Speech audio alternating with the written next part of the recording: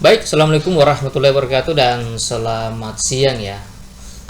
Pada materi ini, pertemuan ini kita akan membahas authorization dengan get ya, otorisasi dengan get.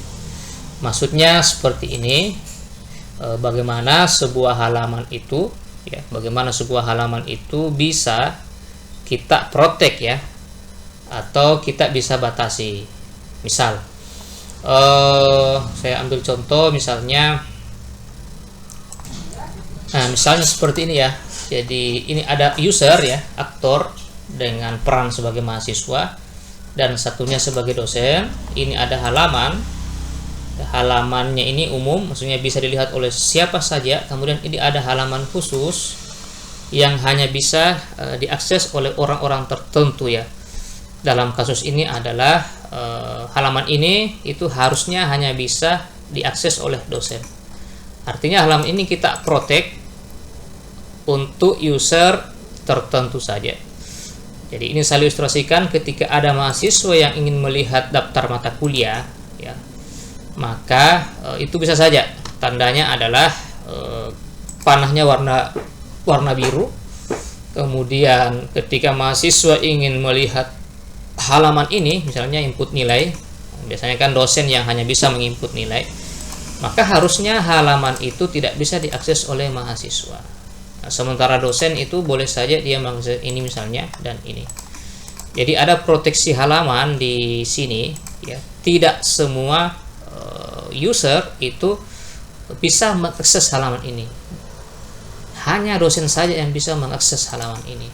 Nah, bagaimana sistem kita bisa melakukan proteksi terhadap hal-hal tersebut?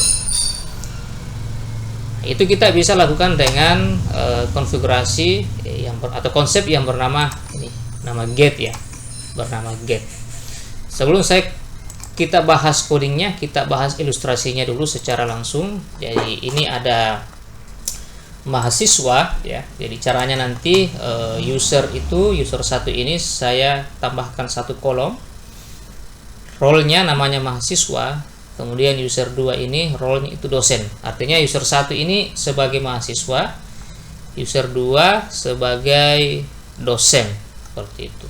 Nah, mahasiswa ketika ingin menginput nilai itu ya istilahnya dia tidak bisa ya, dia tidak bisa mengakses halaman tersebut seperti yang saya jelaskan tadi. Namun ketika dosen ingin menginput nilai, maka itu bisa diakses.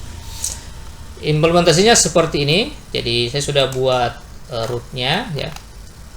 Jadi Anda bisa tes dengan Postman nantinya. Nah, Postman ini saya login dulu sebagai, saya logout dulu ya. Saya logout dulu. Ini saya harus ambil nilainya. Saya harus ambil nilai ini kalau mau logout ya.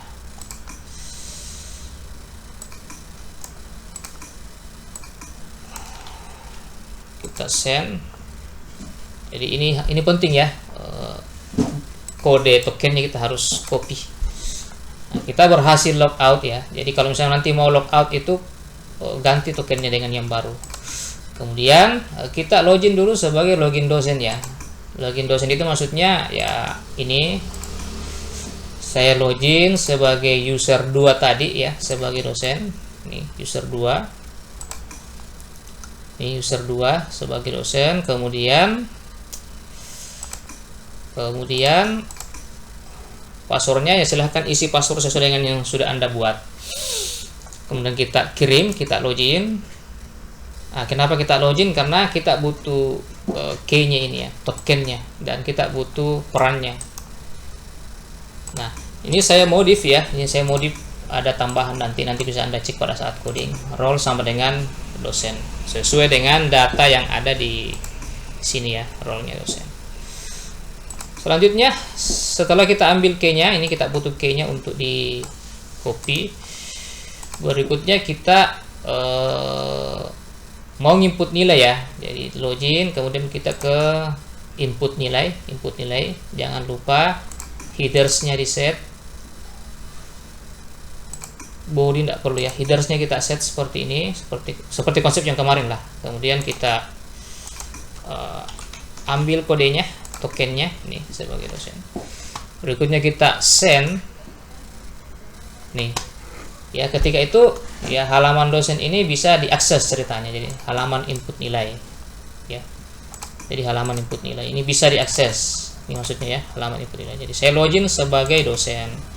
Kemudian ketika saya login sebagai mahasiswa, nah, untuk mencoba saya harus logout dulu.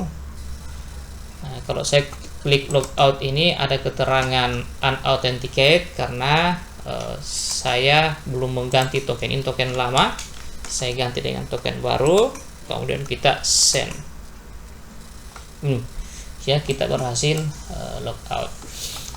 Berikutnya, jadi pada kasus pertama tadi kita berhasil menampilkan data, istilahnya halaman nilai sudah terbuka. Sekarang kita login sebagai mahasiswa.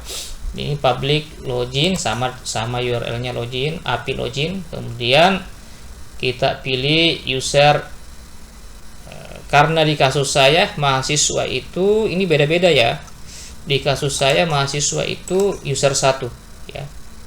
User 1 mahasiswa, maka saya isi user 1, passwordnya user 1. Ini tergantung dari apa yang Anda isi sebelumnya.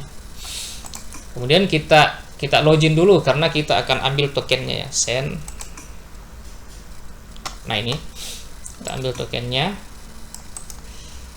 Berikutnya saya ingin menampilkan input nilai, jadi saya sebagai mahasiswa ingin menampilkan data nilai ini ya. Saya sebagai mahasiswa ini ingin mengakses lah halaman nilai, input nilai. Harusnya tidak bisa ya, harusnya tidak bisa. Nah, kita ambil tokennya, jangan lupa tokennya di copy manual saja, paste manual, dipaste ya. Kemudian kita send. Maka ini ada keterangan Anda tidak memiliki akses. Di dalam kasus ini itu berhasil ya. Jadi berhasil memproteksi halaman khusus atau input nilai ini ya, seperti itu.